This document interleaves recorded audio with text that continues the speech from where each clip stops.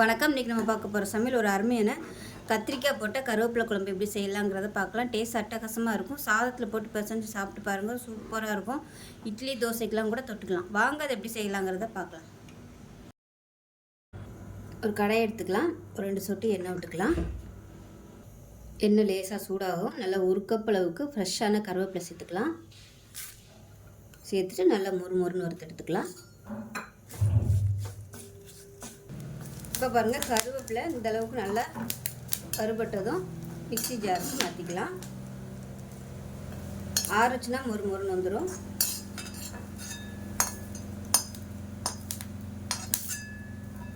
அதே கடாயில் ஒரு 2 சொட்டு எண்ணெய் விட்டுக்கலாம். இப்போ இதில் 1 டீஸ்பூன் அளவுக்கு உளுந்து, 1 டீஸ்பூன் கடலைப்பருப்பு, 1/2 டீஸ்பூன் மிளகு, 1/2 டீஸ்பூன் சீரகம், இது கூடவே 1/4 டீஸ்பூன் போல் வெந்தயம், சின்ன சைஸாக ஒரு 3 துண்டு பெருங்காயம், கட்டி பெருங்காயம். தூள் பெருங்காயமாக இருந்துச்சுன்னா குழம்பு வைக்கையில் நீங்கள் சேர்த்துக்கோங்க. இது நல்லா வாசனை வர அளவுக்கு வறுத்துக்கலாம். இது நல்லா வறுபட்டுருச்சு. இப்போ இதையும் ஒரு மிக்ஸி ஜாருக்கு மாற்றிக்கலாம். இந்த கருவேப்பிலை, இந்த வறுத்த பொடி, இது எல்லாத்தையும் நல்லா ஆறுனதுக்கப்புறமா பவுடர் மாதிரி பொடி பண்ணி எடுத்துக்கலாம். இப்போ அதே கடாயில் தேவையான அளவுக்கு நல்லெண்ணெய் சேர்த்துக்கலாம். எண்ணெய் நல்லா சூடானதும் கடுகு 1 டீஸ்பூன், சீரகம் 1 டீஸ்பூன், வெந்தயம் 1 டீஸ்பூன் சேர்த்துக்கலாம். இது கூட ஒரு 3 வரமிளகாய் சேர்த்துக்கலாம்.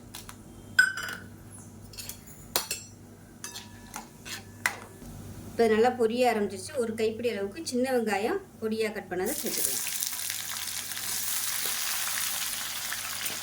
இது கூடவே ஒரு 10 பல் பூண்டு சேர்த்துக்கலாம். நான் முழுசாக தான் சேர்த்துருக்கேன், நீங்கள் நறுக்கி சேர்க்குறதுனாலும் சேர்த்துக்கலாம்.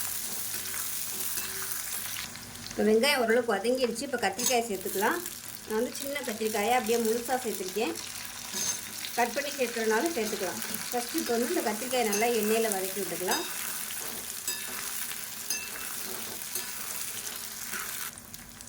இப்போ இதில் உப்பு சேர்த்துக்கலாம். இந்த ஸ்டேஜில் உப்பு சேர்த்திங்கன்னா கத்திரிக்காயில் நல்லா உப்பு இறங்கிக்கிறோம். இப்போ பாருங்கள், கத்திரிக்காய் நல்லா வதங்கிடுச்சு. இதில் வந்து நல்லா ஒரு 2 டீஸ்பூன் அளவுக்கு வீட்டில் அரைச்சி வச்சுக்க குழம்பு மிளகாத்தூள் சேர்த்துக்கலாம். கம்மியாக சேர்த்திங்கன்னா போதும், ஏன்னா மசாலா அதுக்கப்புறமா நம்ம சேர்க்க போகிறோம். அதனால் இந்த அளவுக்கு சேர்த்திங்கன்னா போதும். இது கூடவே தனி மிளகாத்தூள் 1 டீஸ்பூன் போல் சேர்த்துக்கலாம். உங்கள் காரத்துக்கு ஏற்ற மாதிரி சேர்த்துக்கோங்க. காரம் அதிகம் பிடிக்குன்னா இன்னும் கூட நீங்கள் 1 டீஸ்பூன் சேர்த்துக்கலாம். இது நல்லா எண்ணெயில் வதக்கியாச்சு. இப்போ மீடியம் சைஸாக 2 தக்காளி நான் வந்து மிக்சியில் அடித்து வச்சுருக்கிறேன். நீங்கள் நறுக்கி போடுறதுனாலும் போட்டுக்கலாம். இப்போ எல்லாத்தையும் நல்லா கலந்து விட்டுட்டு மீடியமான ஃப்ளேமில் அந்த தக்காளியோட பச்சை வாசனை போகிற அளவுக்கு வதக்கி விட்டுக்கலாம். இப்போ பாருங்கள், நல்லா எண்ணெய் பிரிஞ்சு தொக்கு மாதிரி வந்துருச்சு. இந்த ஸ்டேஜில் தேவையான அளவுக்கு தண்ணி சேர்த்துக்கலாம். நல்லா கொதிக்கிற தண்ணியாக சேர்த்துக்கோங்க. குழம்பு எவ்வளோ தேவையோ அதுக்கு தகுந்த மாதிரி தண்ணி சேர்த்துக்கோங்க. இப்போ அடுப்பு நல்லா ஹை ஃப்ளேமில் வச்சுட்டு கலந்து விட்டுக்கலாம். இந்த ஸ்டேஜில் சின்ன லெமன் சைஸ்க்கு புளி கரைச்சி வச்சுருக்கேன். அந்த தண்ணியை சேர்த்துக்கலாம். நான் கொஞ்சம் மிச்சம் வச்சுருக்கேன், பார்த்துக்கிட்டு தண்ணி சேர்த்துக்கோங்க உங்களோட புளிப்புக்கு தகுந்த மாதிரி. புளிப்பு கம்மியாக இருக்குது, மிச்சத்தையும் நான் ஊற்றிடுறேன். இப்போ குழம்புக்கு தேவையான உப்பு சேர்த்துக்கலாம். நல்லா தளன்னு கொதிக்க ஆரம்பித்தோடனே அடுப்பு நல்லா குறைச்சி வச்சுருங்க. குறைச்சி வச்சுட்டு நல்லா வற்றணும். வற்ற விட்டதுக்கப்புறம் சூப்பரான குழம்பு ரெடி ஆயிடும். கத்திரிக்காய் போட்ட கருவேப்பிலை குழம்பு. இப்போ பாருங்கள், நல்லா கொதிக்க ஆரம்பிச்சிருச்சு. இப்போ நம்ம வறுத்து பொடி பண்ணி வச்சுருந்த அந்த பொடியை அப்படியே சேர்த்துக்கலாம். கருவேப்பிலை மசாலா எல்லாம் போட்டு வறுத்து வச்சுருந்தோம் இல்லையா, அந்த பொடி வந்து இந்த ஸ்டேஜில் சேர்த்துக்கோங்க.